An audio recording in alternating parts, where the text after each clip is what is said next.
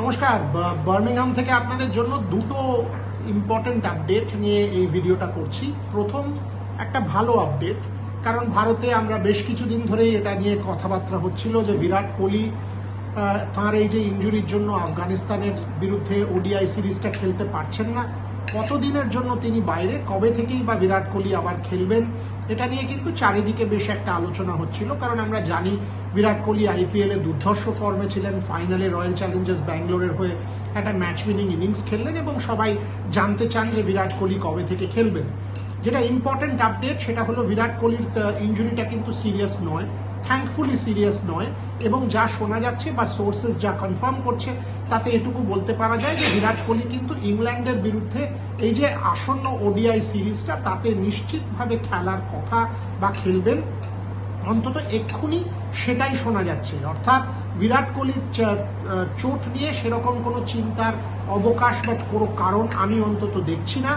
বিরাট কোহলি ইন্ডিয়াতে 21 তারিখে একটা ইভেন্টে থাকবেন, তার সাথে যে ব্যবসার যোগ আছে সেই ইভেন্টটা দিল্লিতে হবে। তারপরে কিন্তু আশা করা যেতে পারে যে তিনি সিওইতে গিয়ে ফিটনেস ক্লিয়ারেন্সও পেয়ে যাবেন এবং ইংল্যান্ডের বিরুদ্ধে যে সিরিজটা বার্মিংহামে 14ই জুলাই, আমি এখন বার্মিংহামে 14ই জুলাই থেকে যে সিরিজটা শুরু হবে তাতে বিরাট কোহলি খেলবেন। So this was update number 1। Update number 2, দেখুন চারিদিকে কিন্তু একটা চিন্তার কারণ তৈরি হয়েছে যে আয়ারল্যান্ডে যে ভায়োলেন্স হচ্ছে বেলফাস্টে, নর্দার্ন আয়ারল্যান্ডে, তার জন্য ভারতীয় দলের যে সফর আর 7-8 দিনের মধ্যে, রাদা 10 দিনের মধ্যে ইন্ডিয়ান টিম হয়তো এখানে চলে আসার জন্য বেরিয়ে আসার কথা, যে সেটা হবে না সেটা নিয়ে কোনো সন্দেহের অবকাশ তৈরি হচ্ছে না। এটুকু আপনাদেরকে জানিয়ে রাখি যে গত মঙ্গলবার এবং গত বুধবার কিন্তু খুবই খারাপ সিচুয়েশন ছিল ইন বেলফাস্ট। বাট গতকাল আমার দুজন একাডেমিক কলিগের সাথে কথা হচ্ছিল, বৃহস্পতিবার সন্ধ্যেবেলা থেকে সিচুয়েশনটা খানিকটা হলেও ইমপ্রুভ করেছে।